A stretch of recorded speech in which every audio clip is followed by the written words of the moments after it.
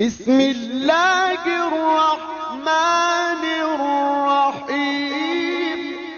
اور جس دن میں پیدا ہوا اور جس دن مروں گا اور جس دن زندہ کر کے اٹھایا جاؤں گا مجھ پر سلام ہے۔ یہ مریم کے بیٹے عیسیٰ ہیں اور یہ سچی بات ہے جس میں لوگ شک کرتے ہیں۔